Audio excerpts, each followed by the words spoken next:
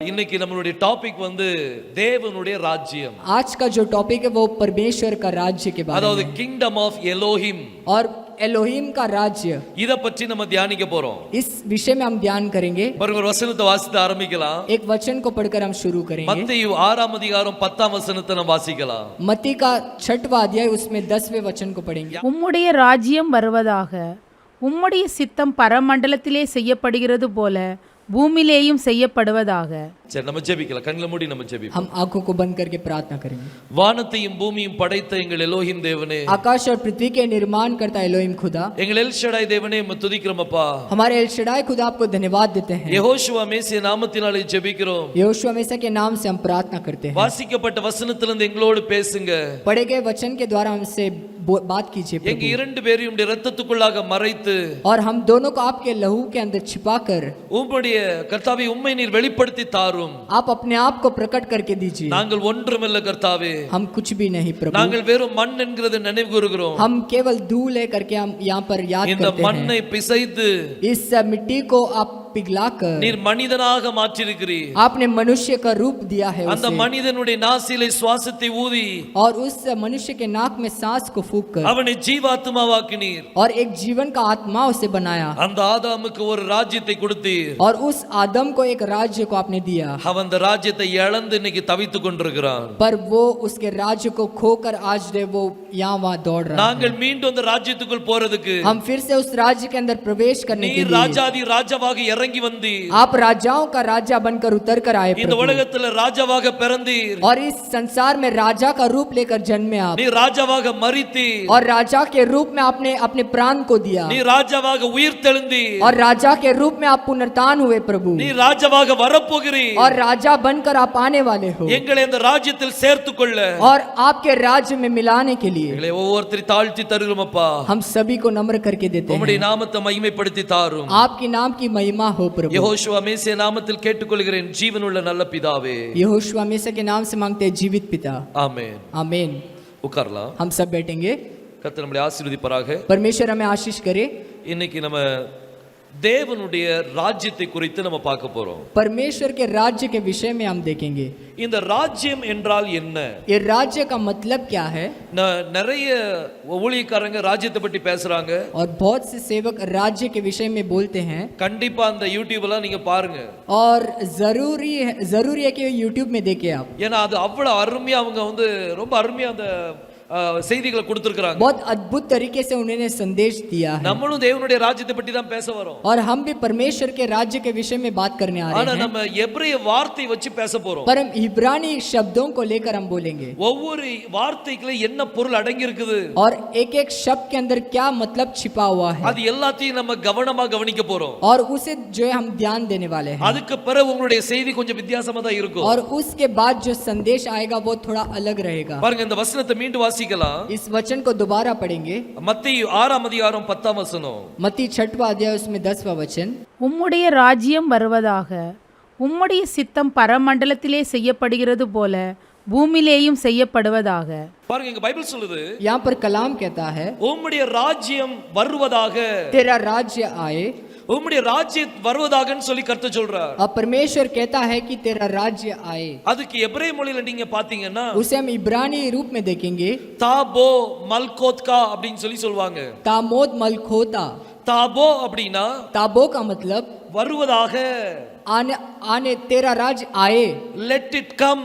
वो आए. என்னது வரணுமா? क्या आना है? மல்குத். मलकुत. மல்குத் அப்படின்னா ராஜ்யம். मलकुत का मतलब राज्य. இந்த மல்குத்ங்கிற வார்த்தை தான் நமக்கு முக்கியமான ஒரு வார்த்தை. ये मलकुत जो है बहुत महत्वपूर्ण है. இது ராஜ்யத்துக்கு இதுக்கு சம்பந்தப்படுத்தப்பட்ட ஒரு வார்த்தை. ये राज्य के साथ जो संबंध खाता है. இந்த மல்குத்ங்கிற வார்த்தையை ये मलकुत जो शब्द है நான் உங்களுக்கு எழுதி காமிக்கிறேன். मैं आपको लिख कर दिखाता हूँ. அப்பதான் அதனுடைய அர்த்தங்கள் நமக்கு நல்லா புரியும். तब उस मतलब को जान पाएंगे हम. இந்த கிங்டம் அப்படிங்கிற அந்த வார்த்தைக்கு ये किंगडम जो शब्द है மல்கோத் அப்படின்னு சொல்லி சொல்வாங்க. इसे हम मलकुत कहते हैं.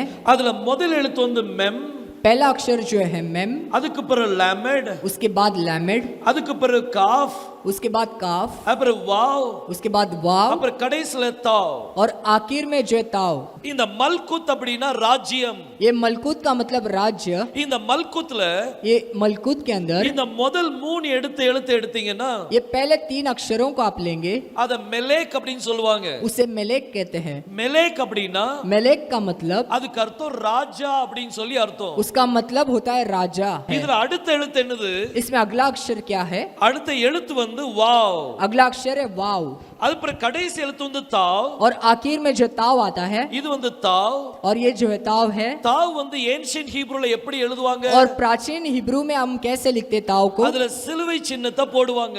हम क्रूस का चिन्ह लगाते हैं. சோ இந்த மல்குத் அப்படிங்கிற வார்த்தையில ये मलकुत इस शब्द के अंदर முதல்ல மெலேக் இருக்குது. पहले जो है मेलेक है. மெலேக்னா ராஜா. मेलेक का मतलब राजा. அடுத்து வாவ் இருக்குது. उसके बाद वाव आता है. வாவ்னா ஆணி. और वाव जो खीला है.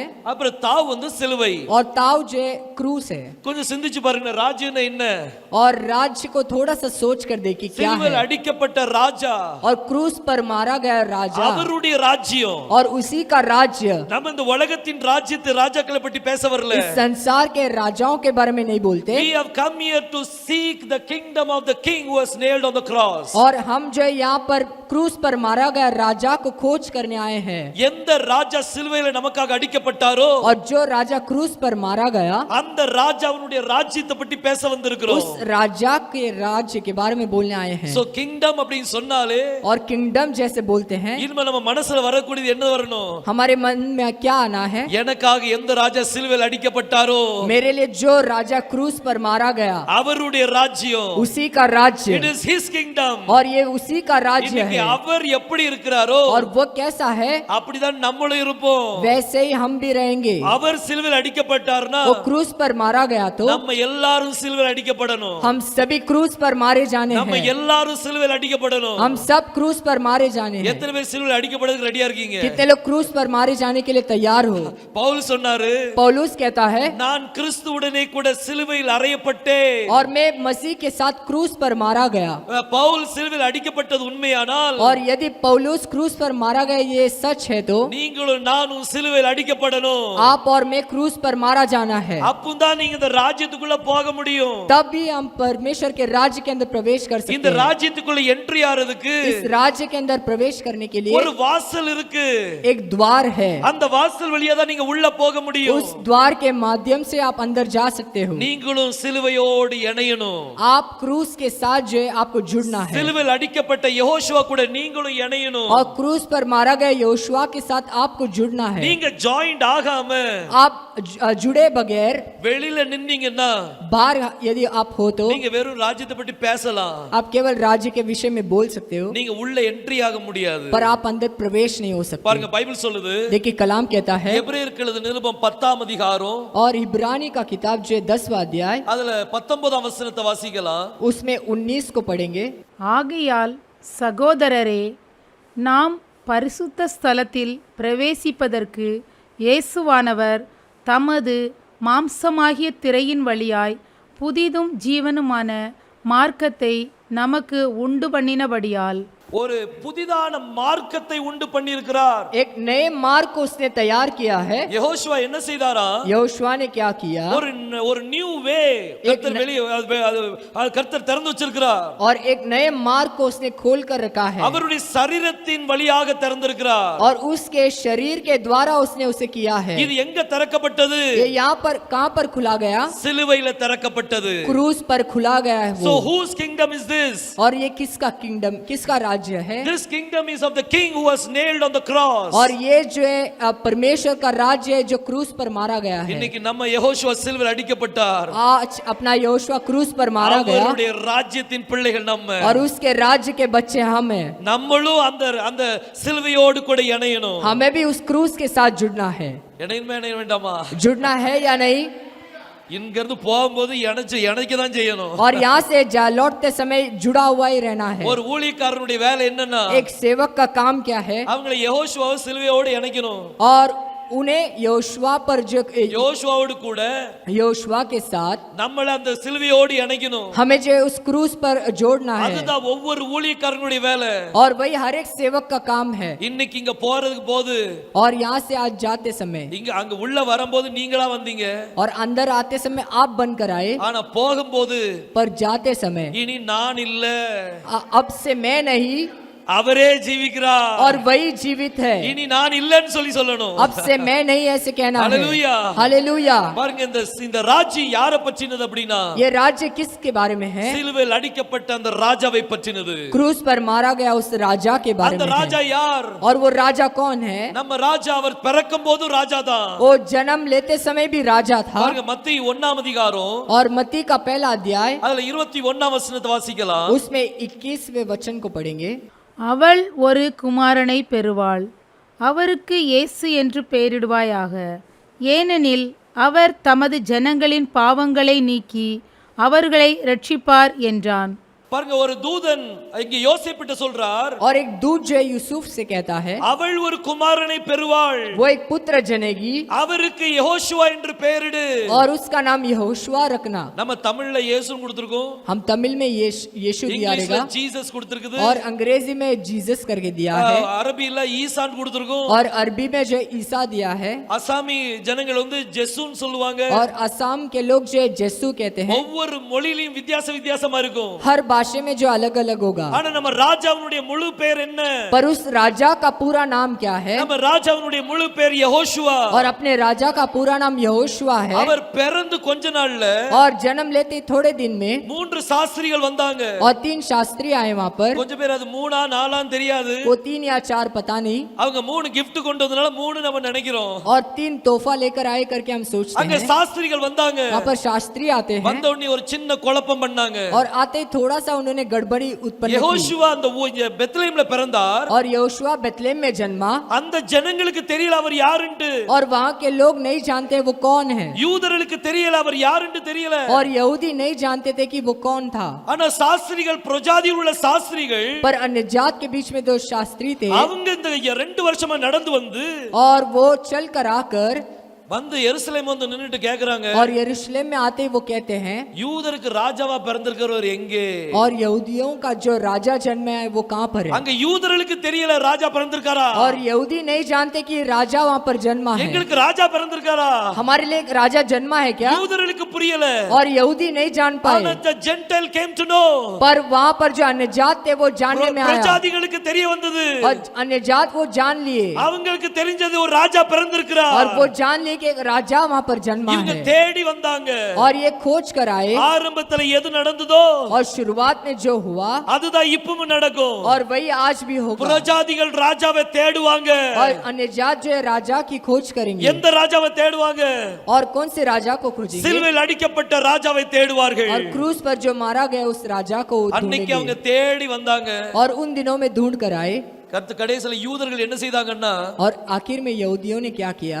யெகோஷுவா சிலுவையில் அடிச்சிட்டாங்க. यहोशुआ को क्रूस पर मार दिया। அவர் சிலுவையில் அறைங்கன்னு சொல்லி ஒப்பு கொடுத்தாங்க. और उन्हें क्रूस पर मार दो करके सौंपने के बाद அவர் சிலுவையில் தொங்கிட்டு இருக்கும்போது கூட और वो जब क्रूस पर लटका था மேல ஒரு எழுத்து எழுதப்பட்டிருக்குது. और ऊपर जो है लिखा गया वहाँ பிலாத் पर। ஒன்னு எழுதி வச்சிருந்தான். पिलात ने एक चीज लिखा था, யூதர்கள் எழுதல, यहूदियों ने नहीं लिखा।